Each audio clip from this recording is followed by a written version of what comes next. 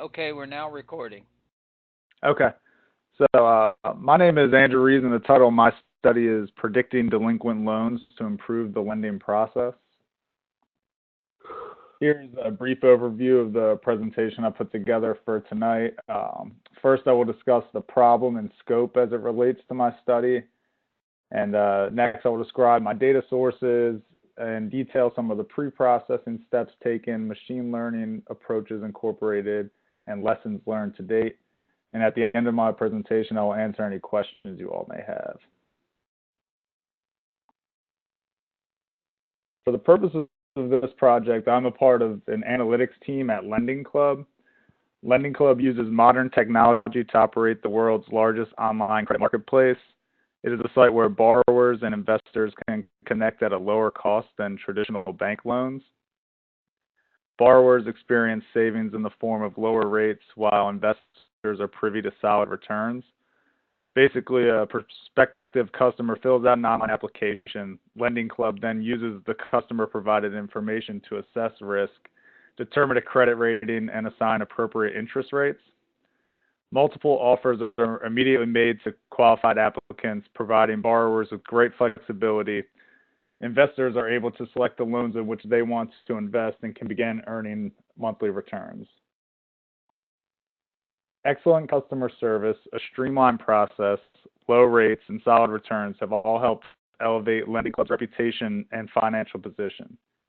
However, as an organization, it is now imperative that we incorporate advanced analytics methodologies to more accurately assess customer risk. Proper evaluations of potential borrowers are essential to increasing growth, market share, and product appeal. Lowering the rate of delinquent or defaulted loans will only expand investor confidence. The explicit goal for my project is to build a sophisticated predictive model that can accurately forecast whether or not a new applicant will become delinquent on their loan payment. I've been analyzing an internal data set called Loan Stats, which provides data on loan delinquency from roughly 50,000 loans given by Lending Club. The target outcome for my study is status, a class variable with 3 levels: delinquent, in grace period, and non-delinquent. Other independent variables include total amount funded, loan length, monthly payment, debt-to-income ratio, total credit lines, and approximate FICO score. In terms of data pre-processing, I look closely at things like data completeness, variable names, variable types, and variable distributions. This diagram shows the nodes used in SAS Enterprise Miner to complete the first 3 stages of the summer process: sample, explore, and modify.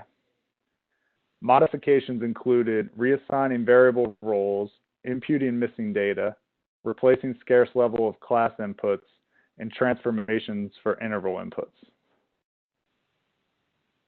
One of the first things I examined was the distribution of my target variable. As you can see, a majority of the observations maintain the status of not delinquent, roughly 92.5%. This insight was important for 2 reasons. One, it would provide context for all model results. And 2, it gave reasoning for perhaps the most significant modification I made, which was combining the levels of the target outcome to create a binary variable. Using the replacement node, I assigned in grace period and delinquent a value of 1 and not delinquent a value of 0. This was done because most classification models function best in SAS Enterprise Miner when the target assumes only 2 values. The classification techniques I have incorporated or will incorporate in my study are decision trees, logistic regression models, support vector machine models, and homogeneous and heterogeneous ensemble models. Picture in this diagram is 9 logistic regression models that I generated. These were generated using the forward, backward, stepwise, and none selection method for 2 types of interval input transformations, best and max normal. The final model was built to test the impact of using no transformations. I've attached a copy of the Excel table where I aggregated all model results. Models were evaluated on sensitivity, false positive rate, and classification accuracy on the validation set. In this case, sensitivity is representative of the percentage of delinquent borrowers that correctly received a positive test, while the false positive rate is the percentage of not delinquent borrowers that incorrectly received a positive test. These were not the model results that I had hoped for, since the goal of my study in a business sense was to isolate potential delinquent borrowers. I would have liked to see a significantly higher sensitivities. In addition, overall classification in most cases was no better than simply guessing not delinquent for each observation. Going forward, I need to experiment more with different data imputations, partitions, replacements, and transformations, as well as new models. Originally, I was going to use the results from classification as the primary basis for suggestions and insights offered in my final report, and then use LoanStats New, a second internal data set, to help bolster my findings. LoanStats New is a more robust data set with approximately 43,000 observations from 130 variables. These files contain the complete loan data for all loans issued from 2007 to 2011. Additional variables of interest include current loan status, loan grade, subgrade, purpose of loan, and number of total delinquencies. My plan was originally to run k-means analysis in R to build out more descriptive consumer profiles, but given the model results I obtained, I may end up using LoanStats New to develop more concrete predictive models if I cannot improve upon results. And now I guess I would like to open up for any questions anyone might have.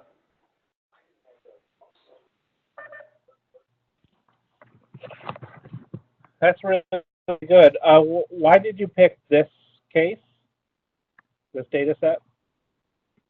I was having trouble deciding on a topic, and basically I was looking through the Big Machine library website, and I thought this one would be pretty interesting, and then it kind of lend itself to many of the techniques that we learn in prior classes. Okay. Anybody else have any questions? Andrew?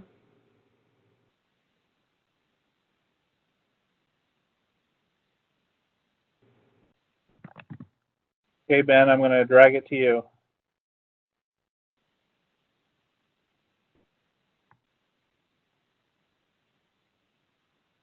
Oh, maybe.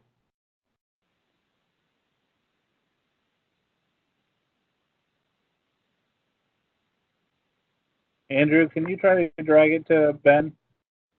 Yeah. If not, sir, the host may have to take it back and then drive it to the next person.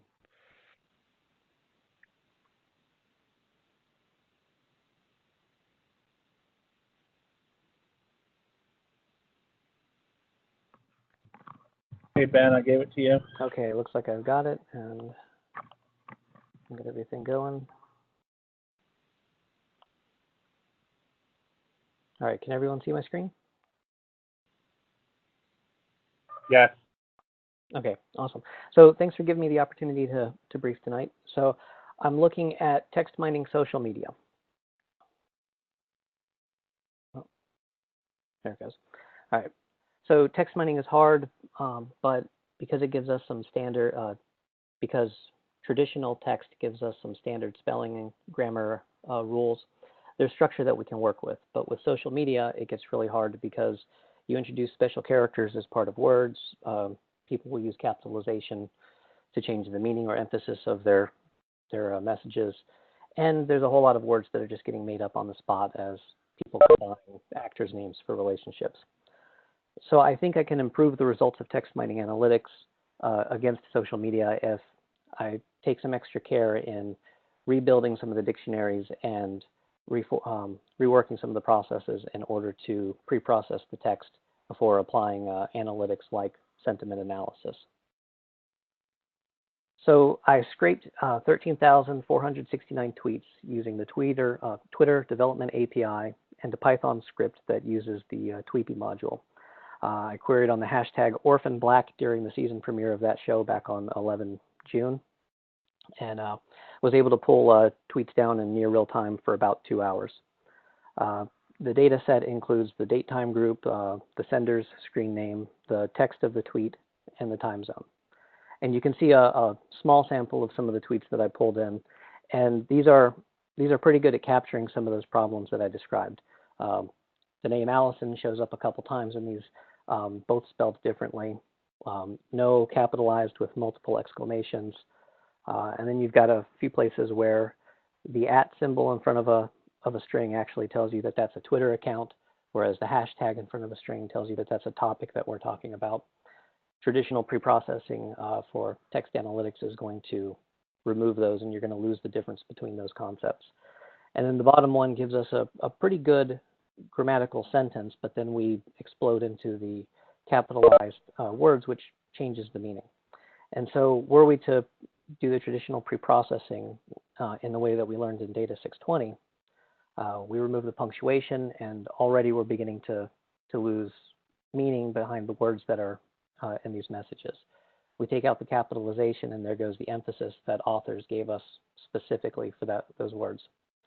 And then once we remove stop words, that helps us do a bag of words or word frequency count, but a human reader can't go back and read that, and I think there are a lot of sentiment analytics that would not actually be able to operate against this bag of text, or this grouping of text, just because you've lost the ability to identify an actual subject, verb, et cetera, that those algorithms tend to need.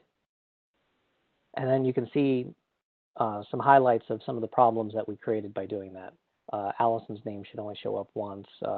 I no longer have differentiation between the hashtags and Twitter account handles, and so on.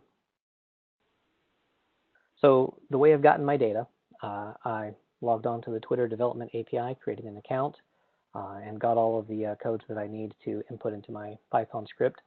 That gives me access to pull down tweets. The script creates a CSV file with the data from the tweets. And from there, I went into a bag of words analysis, and I ran that several times with increasingly less strict changes to the preprocessing regimen.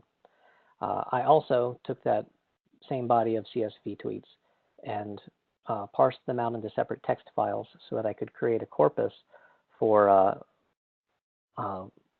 latent Dirichlet allocation clustering in R to find some common ideas. I still have to go back and build my sentiment and stop word dictionaries to apply to a further sentiment analysis, which I'll run on a traditional or a typical preprocessing pattern, and then I'll actually run with the new dictionaries and processes that I'm going to come up with and see if I can improve the results of the model. As we look at the results of the word frequency count, there's some things that are really obvious that you expect. The strictest preprocessing gives us a smaller count of unique words, but then we get some really interesting outliers, like the term orphan black. In future analysis, that can be easily filtered out if necessary, but in this case, we lose the meaning of the hashtag orphan black and the Twitter handle orphan black, which show up in two very different counts in the terms. And then we end up with the words US, which probably comes out of my time zone field. But because it's capitalized, once I've removed the capitalizations from the preprocessing, the stop word dictionaries no longer capture that term because the capitalization defeats that, that word as a stop word. Looking at the LDA clustering, LDA clustering is basically a, let's see, LDA clustering is an algorithm that's used to identify key points in text mining. The algorithm assumes that each document is made up of several main topics, so as it identifies topics, it assigns a probability that the document contains that topic, and it also, in the run that I did, assigns each document to a main topic. I ran 3 versions of this. You have to identify K, for LDA clustering, so I used k equals 7, 10, and 15, and I asked the algorithm to return 6 terms for each topic. R provided the terms that you see there listed under each topic, but then I, as the user, took a look at those terms. I read back through some of the tweets and did some quick Googling to actually define what that topic probably ought to equate to. So with the two, those two methods, the LDA clustering and the word frequency, I was able to find some of the key themes and some of the consistent words that come through. And for each modification to my pre-processing, I manually combined terms. So there's cases where I can find multinomials. I can find interesting capitalized words that should be included in a word frequency count that aren't, and I can see the difference between each modification of the bag of words run. With a modified Pareto chart, just looking for the 80% solution, it looks like I can hit about 6 or 7 topics and actually clean up the majority of the problems in my text. So if I'm able to get through and work on interesting capitalized words, multinomials, identifying variations in proper terms, standardizing capitalized sentiment words, handle variations of exclamations, no all capitalized or no with 5 exclamations, etc. And then variations in interesting words that are not proper nouns. I should be able to get pretty close to the 80% solution of actually cleaning up this text to be able to improve text mining applications against it. So the next step, I need to build my dictionaries and apply them in another round of text mining and word frequency counts. I'll conduct those sentiment analyses and compare the results and then document the findings. So does anyone have questions? Why did you pick this show? So I wanted to do something that would force me to use a little more Python.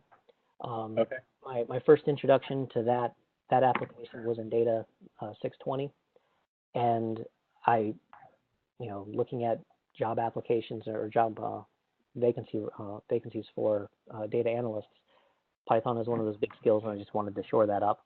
And this gave me an opportunity to do that. Anybody else have any questions? The six fields or tasks that you've got to do to get to the 80% Pareto.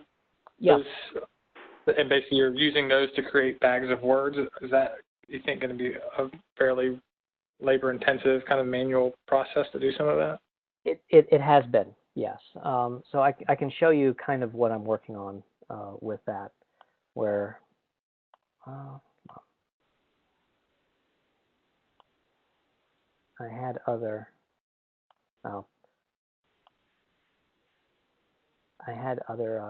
Excel documents open ready to answer that question, actually. But what you end up with is, so here in this part of this Excel, column A is actually the word. You can see how many different variations of no there are.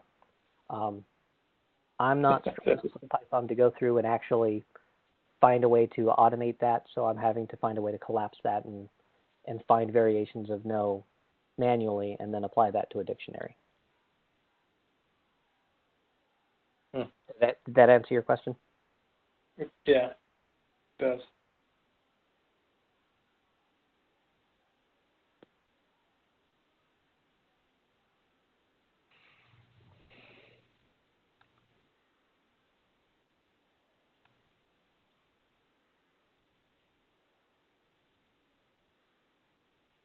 So it looks like I'm not sharing anymore. If there are no questions, I'm happy to move on.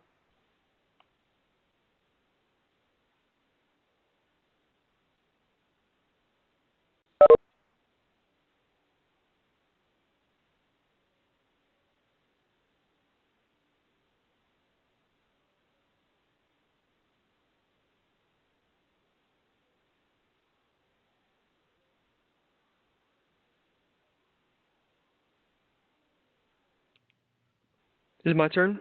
Can everybody hear me? Yep, is this Daniel? Yes. I'll Awesome. move it to you. Yep. Just wanted to make sure.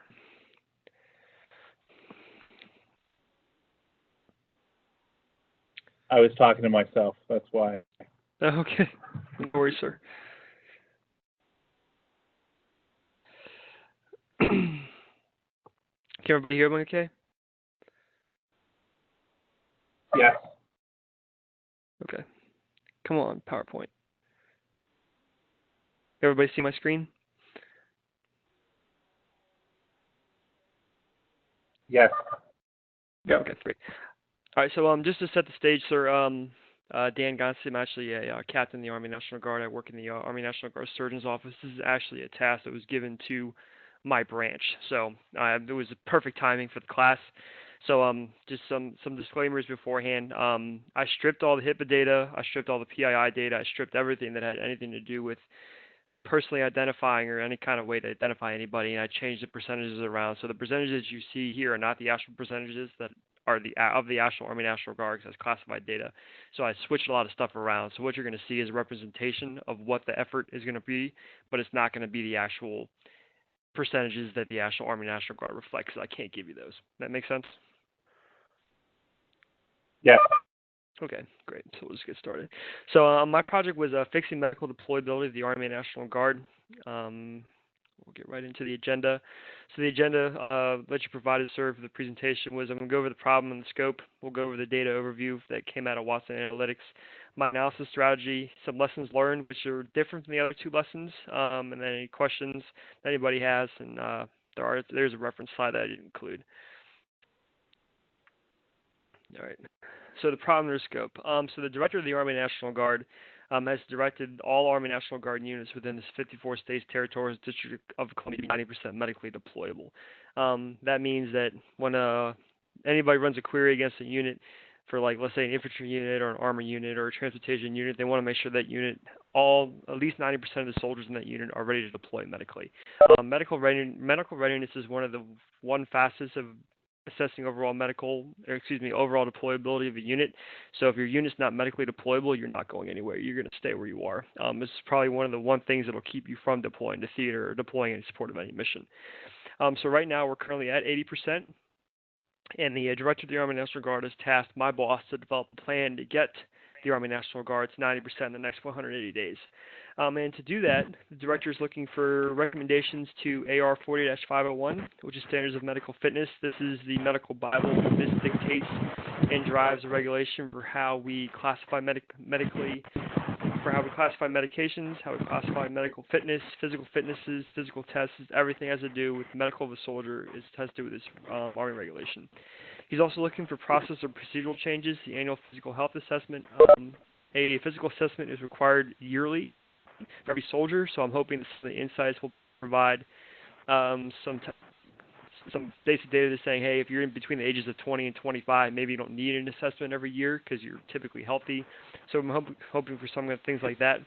And also the director is looking for any kind of changes to the reporting of aggregated individual medical readiness data. So for example, there's a lot of soldiers that are going through military occupation specialty retention boards, medical review boards that are pregnant.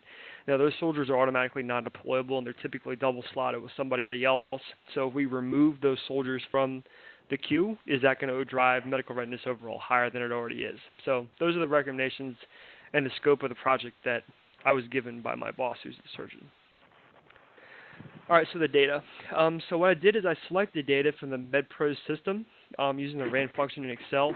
There's about 395,000 soldiers in the Army National Guard, give or take. So what I did is I did a random function and I pulled out a data set that you can see right here. It's basically the same data set, but there's two different variables that are my two different targets. So my first data set for Watson is 25 variables. It's about 4,674 records of MedPros data. The second set I used for R is 26 variables. It includes one more variable, the rank variable. It also does different target variable as well, so it's the same amount of records.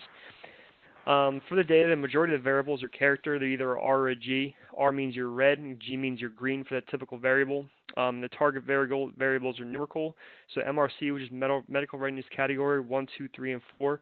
and D code, which is deployment code, which is a 1 or a 0. So for medical readiness codes, statuses 1 and 2 are medically deployable. Statuses 3 and 4 are not medically deployable. So D code, if you're a 1, you're medically deployable, which means your MRC is a 1 or a 2. If you're a 0, you're medically non-deployable, and your MRC is a 3 or a 4. So that's the overview of the data. All right, so for my analysis strategy, I'm primarily using Watson Analytics, RStudio, and I introduced RapidMiner this week. I had the worst time trying to get SAS Enterprise Miner to work, which is unfortunate because I really like that tool that we used in Dr. Cano's class. But I do remember using RapidMiner back when we started the program, and I also like that tool very well too. So I just included RapidMiner this week into my analysis, and I've already produced some pretty cool results and models in logistics regression.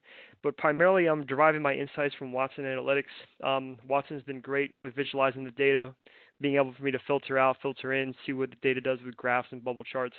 And then I'm typically looking at these 3 machine learning unsupervised models of decision trees, logistics regression, primarily logistics regression because my target is binomial for 0 and 1s, and I also looked at clustering for my analysis strategy.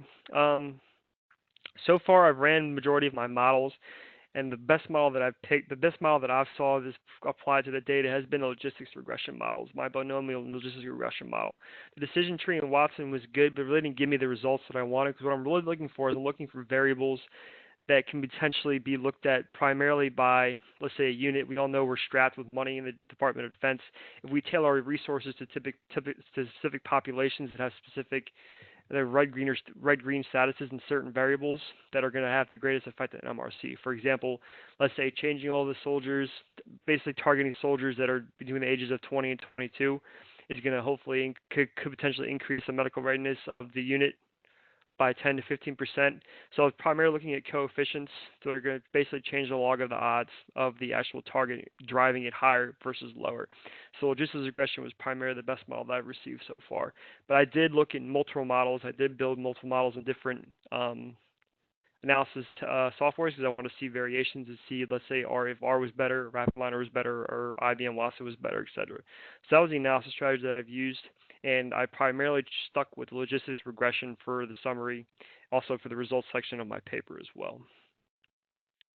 So lessons learned, like I said, they were different. When we originally got the presentation, so I believe you said that future students might be coming, so I wanted to give them some kind of lessons learned from me. The biggest lesson I can say is keep on the gas.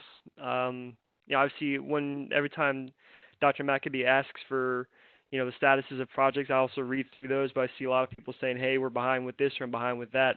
And it's great that we get to manage our own schedules and do our own thing with this project, but you really got to keep on the gas and make sure you're getting everything done because it's going to sneak up on you real fast if you don't.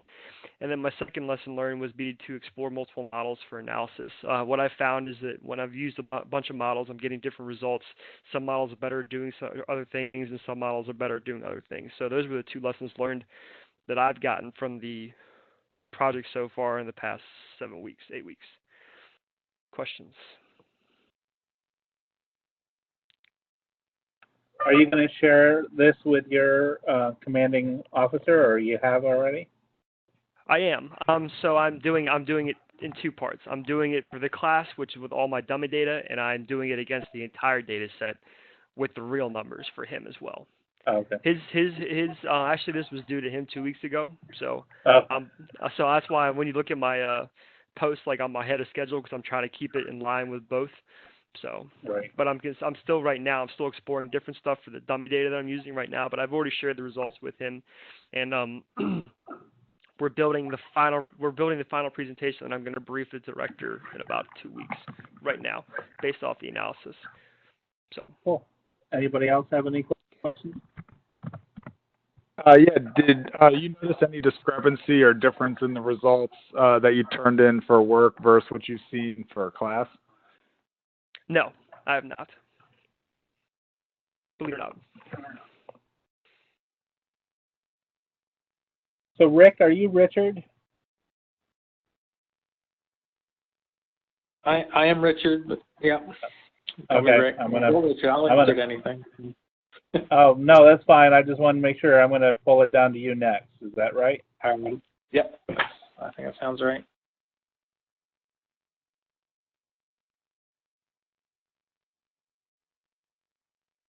Okay, All you right, I have should- the ball.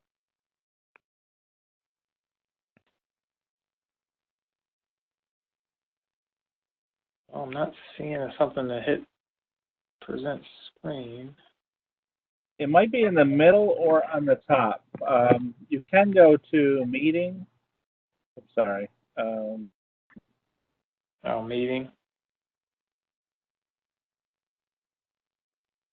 There might be a share 3 over, file, edit, share. I gotcha. Yep, I see the share there. Share my screen on it. Oop, that's not the right thing. How about that?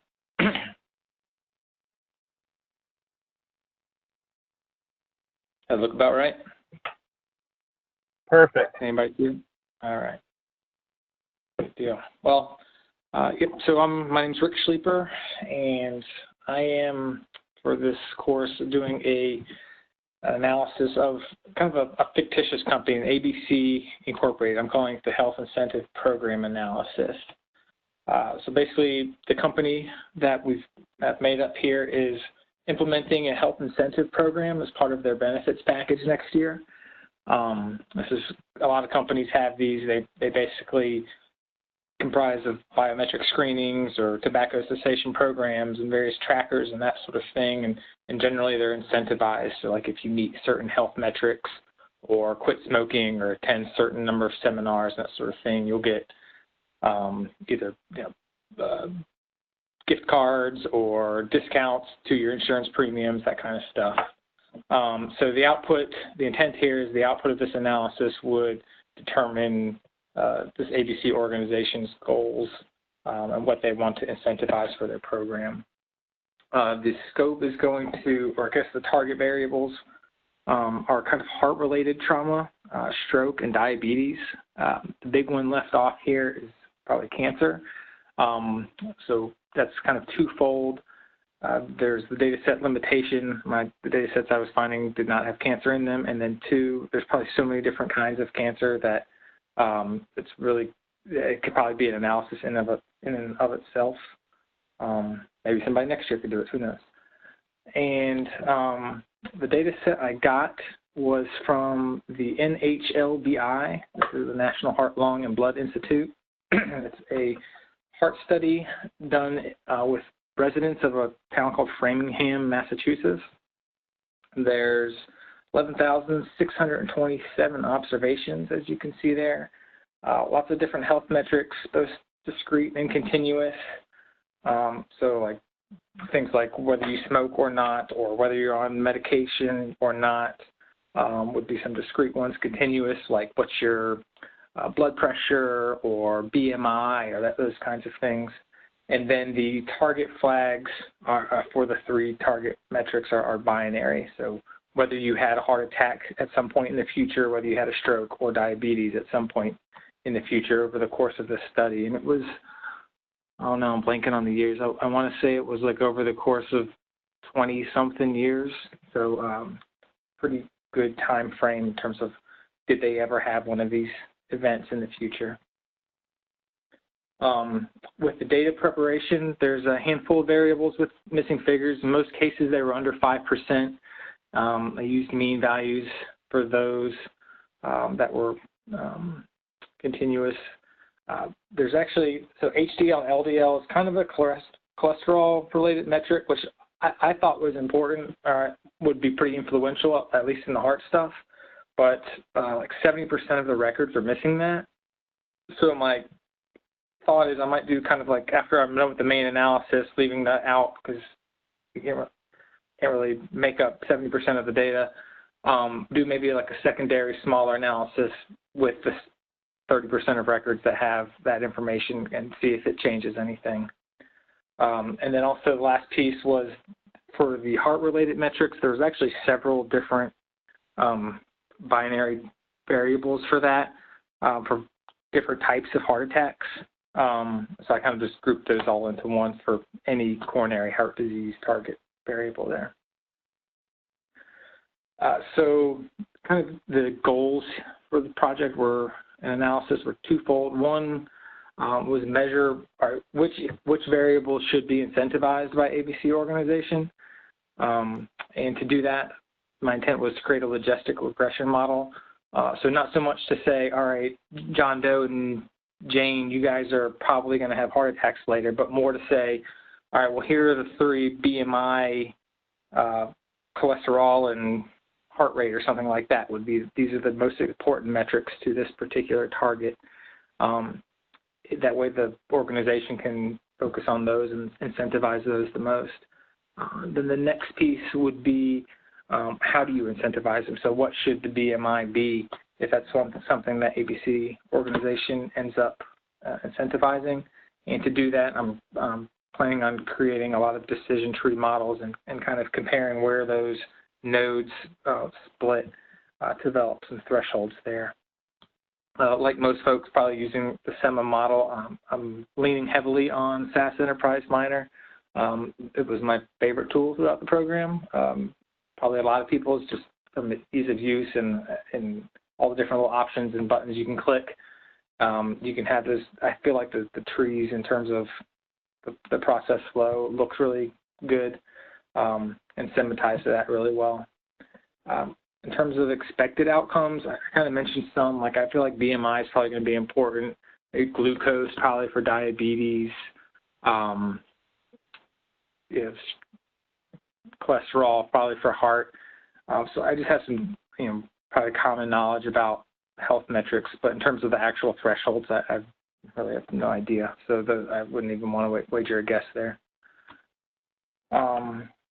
Some lessons learned. So find a data set that you like, I think would be a big one. I wanted to do something heart related. I have a lot of heart disease in my family, so I was looking, and then it kind of came down to time, and I hadn't been approved for this Framington thing yet. I had to kind of submit for access for it.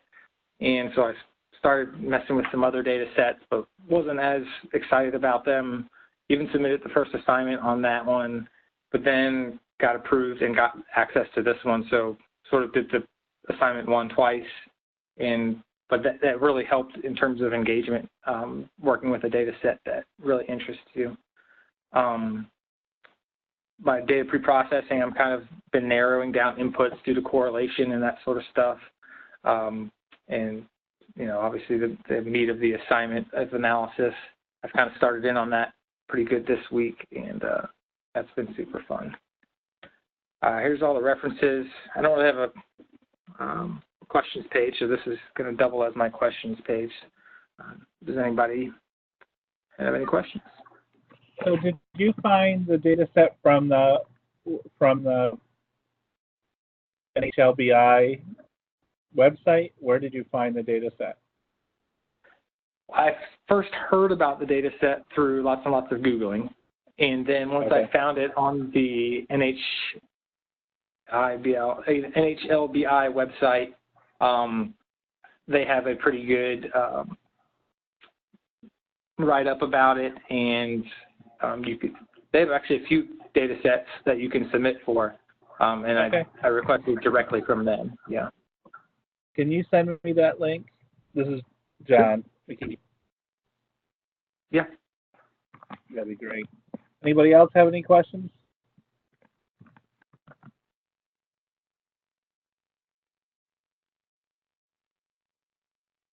So Sienna, you're next.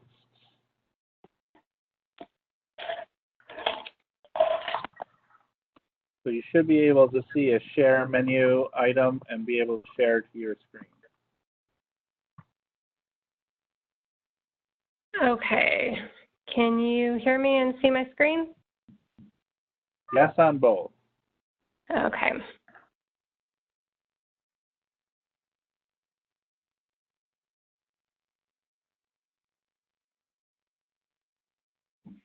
Okay, my project is titled Deriving Insights from Adverse Drug Event Report.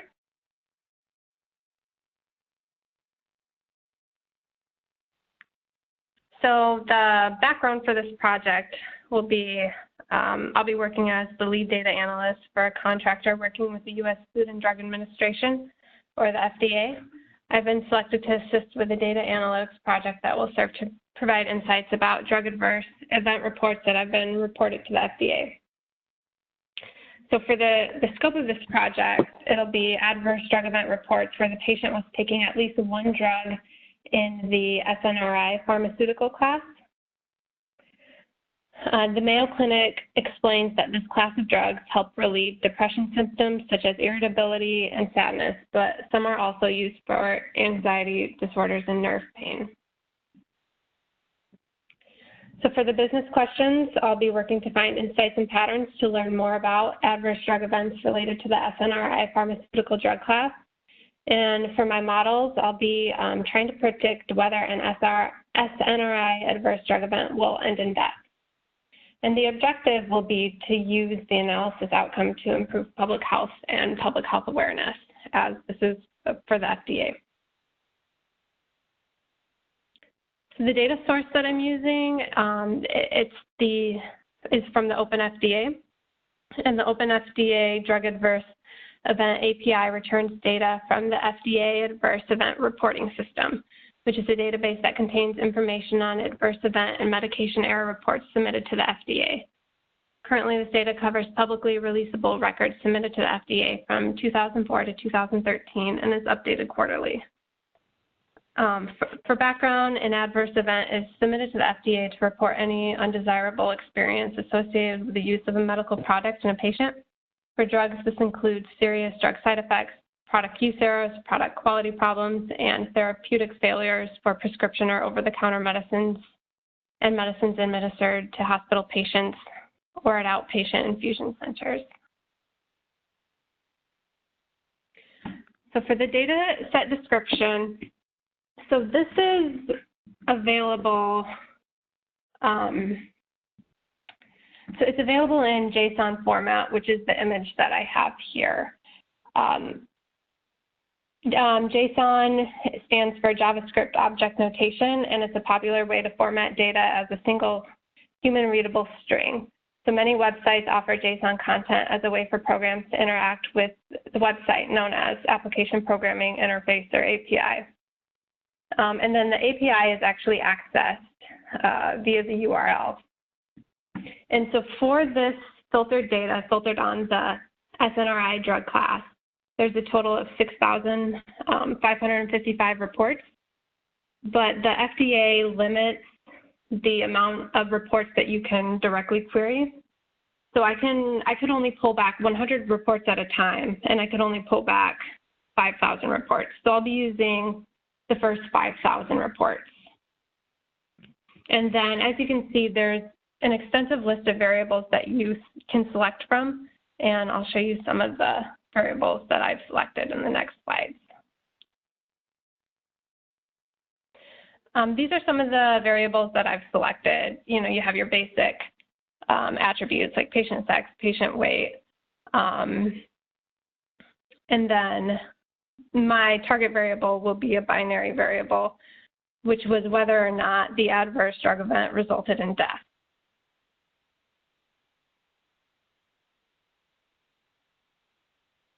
So for all of my data preprocessing, I've actually used SAS programming. And because it was in a semi-structured format, I had to first scrape the data from the web, then parse the data into groups, transform my semi-structured data into a structured data set for analysis, and pre-process the data. So I actually wrote SAS syntax to automate this process. As you can see, this is just kind of like step 1, 2, 3. So I took I pulled with a query limit of 100 reports at a time using a SAS macro with the proc HTTP step, and then I pulled it directly into SAS, and and then on the right-hand side, the right image is the initial output that I had. And I know we haven't used, this is base SAS that I'm using. I could have done it in SAS Studio. SAS Studio is just the web-based version of base DAS, but it was a little faster for me to use the base DAS that I have at work. And then my second program is where I group the data, and this is some of the syntax that I wrote. And then on the right-hand side is my initial structured data set. And as you can see, there's missing values, and that'll need to be replaced. And then my next program actually pre-processed the data set. So I replaced the missing values. I created new variables, such as the number of drugs that the patient was taking. I created a region variable from the country. And as the death indicator, my target variable, I replaced the missing values with a 0 to indicate that the adverse event did not end in death. So the data that I chose required a lot of pre-processing. So I've finished with that, and these are some of the steps that I took to do that. And now that I do have my data pre-processed, it'll be really easy to manipulate the data and the variables to improve the model results with the models that I use. And on the right-hand image are some of the variables that I'll be using in my models. I've also been using Tableau just as data exploration and understanding as that step right now. And this is just a graph that I pulled that I made. It's so patients that had a depression indication, meaning one of the indications for taking one of the drugs in the report was depression. I made a graph, and it has, it's separated by patient sex, and then the number of reports where the patient had a depression indication, and then the orange is the number of adverse events that ended in death, and the blue is the number that did not. So for the models that I'll be using SAS-EM to build decision trees and ensemble models with a lot of the dummy variables that I created from the text variables. And then I also will be doing some simple text analysis with R on my text variables, because the drug name, the patient reaction, all have multiple values, which will be better used for text analysis. And then, of course, data visualizations with Tableau and the R OpenFDA package. Some of the lessons that I've learned so far are just basically working with APIs and JSON formatted data. I haven't worked with that before. And working with semi-structured data versus structured data. I know we've worked with some text data in this program and some unstructured data, but I felt like I was weaker in that, and it's been really helpful using this data to improve my skills in that area. And I've also used a lot of new SAS programming techniques that I haven't used before. And I've also learned with semi-structured data or unstructured data, it's really important to make sure that you validate your data and to make sure that the data was brought in correctly, because initially when I was writing the programs, my data wasn't coming in the way that I wanted, so I had to go back and change a lot of things with that until I got what I wanted. And does anyone have any questions?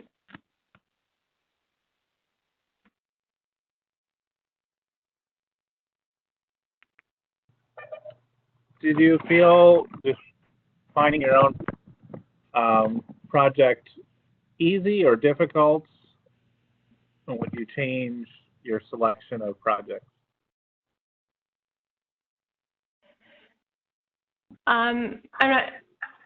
I'm not sure I understand the question. Did I find my project was easy or difficult? Is that the question? In the past, some students said one of the difficult things of this class was picking their own data set. And did you find that difficult to find your own data set, or that was an easy part of the project? So I found that with So not for this project, because I found the FDA data and I was able to do a lot with it. But for other projects in this program, I definitely have felt that finding the data set was one of the more challenging parts of the program. Anybody else have any questions? Yes, Sienna, do you work for the FDA? I don't. I actually work for Medicare though, and I work with Part D. So I work with prescription drugs, but I don't work with a lot of the actual drug data.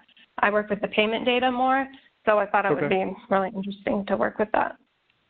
No, just having worked for the FDA previously, I know that there's a lot to do with adverse events, even with tobacco. When I worked for Center for Drugs, and the Office of Pharmaceutical Quality was always trying to find better ways to look at their adverse event data to try to predict or try to project what drugs they may need to do re-reviews on, when they may need to do new applications for. So I don't know. I don't know how willing you are to share your results, but I know that the FDA would be very interested to see what you would do, because what you're looking at doing, I don't think has been looked at for the Office of Pharmaceutical Quality that I know of. So I just think it's kind of cool. Yeah, no, this has been really interesting. I was actually extremely surprised that the FDA released all the amount of data that they released and was able to find a way to release it. Yeah, Open FDA is about 2 years old, and it came out of a GAO and OMB report. The fact that we got slammed because they always said FDA keeps a hold of their data. We're not publicly releasing it the way we're supposed to. So there's been a huge blast of data on Open FDA to comply with all the regulatory guidelines and regulations that we have to live with in the Food and Drug Administration Act. So no, it's kind of cool that you picked this topic. I didn't even think about it. So. Yeah, but there's a lot of stuff in Open FDA now, and I know Dr. McAbee is probably a great location for some of your other courses for next semester, because FDA just has been blasting data on that site about drugs, about tobacco, about devices, anything. So I just thought it's kind of cool. Point. Yep. Very good point. Reginald, you're next. I'm going to drag the ball to you. Okay, can you see my screen? Yes. I can see your screen and I can hear you. Okay. All right. Good evening, everyone. My name is Reggie Rouse, and tonight I'm going to be presenting my project on human resources analytics. I was inspired by this particular project because over the past few years there have been a lot of employees leaving my workplace, and I really didn't know the reason why they were leaving. The data set isn't really related to my place of employment, but the subject of human resources is really the subject of this particular project. This is the agenda for tonight. I'm going to talk about the problem and scope, data set description, the data analysis tools that I use, data model development, as well as lessons learned. For this particular project, we're dealing with a sales business, and the human resource department has a mission to recruit and retain good employees.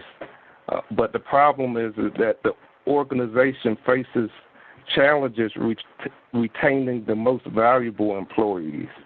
So we're going to try to find out, why are the good employees leaving the organization? So the human resource department has reached out to me for my analytical expertise to help them to draft a strategy to recruit and retain employees. The results of this study hopefully will be helpful for helping the human resource department to draft policies and procedures so they can continue on with their mission to retain and recruit the best employees possible. My data set, it was acquired from the Kaggle website. It contained just under 15,000 records. 76% of the target records were found pointing out that the employees decided to stay with the organization, while 24% of the target resulted in the employees actually leaving the organization. All right. This is the list of all the variables in the data set. There are a total of 10. The last variable left is the target variable, where the value 1 indicates that the employee left the organization, while 0 means they still remain with the organization. To highlight a few more of the variables, the satisfaction level, this was actually a result of an employee survey that was kind of graded between 0 and 1, with 1 meaning that the employee was totally satisfied working with the organization. The promotion in the last 5 years, this is just an indication of whether that employee was promoted within the last 5 years. One of the tools that I used for this project is SAS Enterprise Miner. Used it mainly for data pre-processing, data exploration and analysis, model development and assessment, as well as some visualization. But the majority of my visualizations will be performed using the Tableau application. As far as model development, I plan to initially develop 3 models: a logistic regression model, a decision tree, as well as a support vector machine model. And then I'm going to perform an assessment based on the misclassification rate. And the model that returns the lowest misclassification rate will be determined. That will be classified as the best model in the end. These are the 3 lessons learned from the project. The first is related to defining your project scope early. I found it very difficult to kind of come up with an idea of what this project was going to be about, even though I started the week before the class started. So it's really important that you kind of get on top of that as soon as possible. The other thing is to experiment with various tools. I mean, we've learned a variety of languages and worked with numerous tools throughout the program, but I guess each project will lend itself to using a different variety of tools. So for this particular assignment, it's a good idea to kind of see which group of tools will work best for you. And the last thing I would say is budget your time wisely. I mean, it's one thing to write an analysis paper from start to end, like within a week or 2, but when you have to do it section by section, I found it to be very challenging. I mean, because if you write one section, if you make some changes, then you kind of have to go back over the paper to make sure everything has the proper content, and that it actually makes sense. So budgeting your time for this class is crucial. And that's all I have for tonight. Are there any questions? It's really hard in many workplaces to succession plan. Did you find any, when you were looking at the topic, did you find any references that talked about how this can help plan successors? Yes, I found some information related to succession planning. Especially, it seems that there's some organizations, and I would say including the city of Philadelphia, that do not plan well for that. I work for the government, and it's really hard in the government to do succession planning based on all the HR rules. Yeah. Well, that's everything. That's everybody. Thank you so much. These were great topics. I hope you all benefited from this. This is something we want to. This was the first time. Next year we want to try it again, and I didn't do a great job inviting people from other classes, but next year we'll correct that. But these are great. Well, these will be the good templates for us to use, John. So, it's very valuable, I think. I know for my students, I gave them the link, and I said, be sure and watch these and give you some good ideas as to what we're expecting for an update. And, of course, the main reason we do this is to make sure everybody's on track. We want everybody to succeed. And it's easy when you don't have a more lecture-oriented or task-oriented specific thing to get behind. So I think you're right about budgeting the time. We've got to make sure. So this is a good update. I thought it was a great idea. Yeah. And then Elena wants to use it for her future classes so they know what to expect. Yeah, great idea. So, great idea. Yeah. So thank you, everybody. I'm going to stop the recording, and I'll send you the link, John. Okay, perfect.